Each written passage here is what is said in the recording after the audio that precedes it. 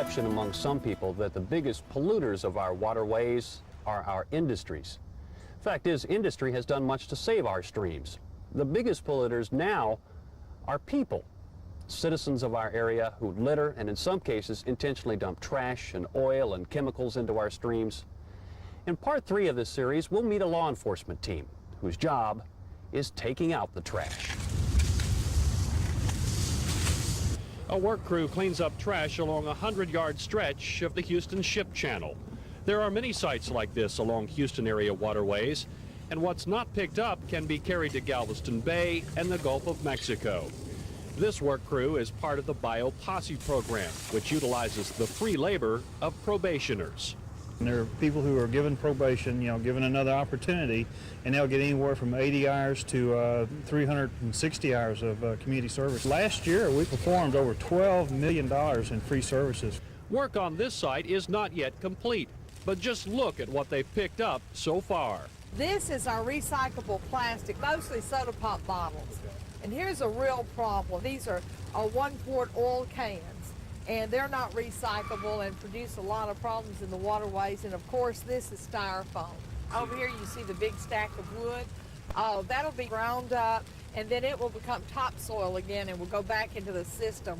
The tires will be recycled, and of course they could have been recycled from the start. Just about everything that we pick up will end up being recycled, and it will become an asset instead of a eyesore.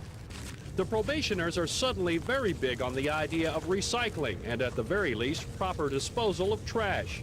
They've had quite an education on trash, including where it originates. Much of it is street litter, items thrown out of car windows, which are then carried by winds and rainwater runoff to storm drains,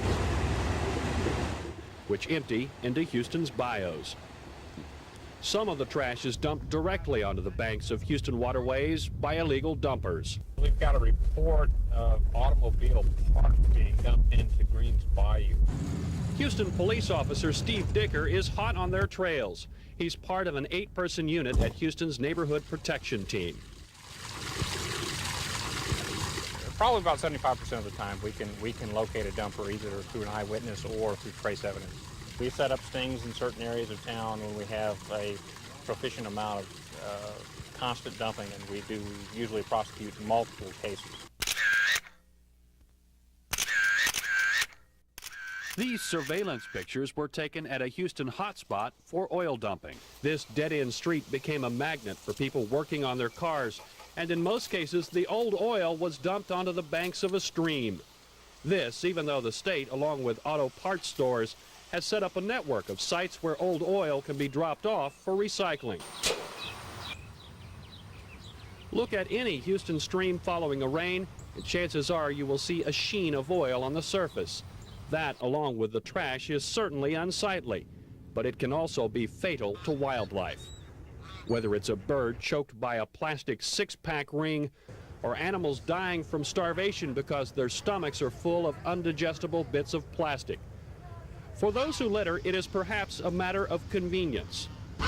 But to the wildlife, there is nothing convenient about trash in the waterways.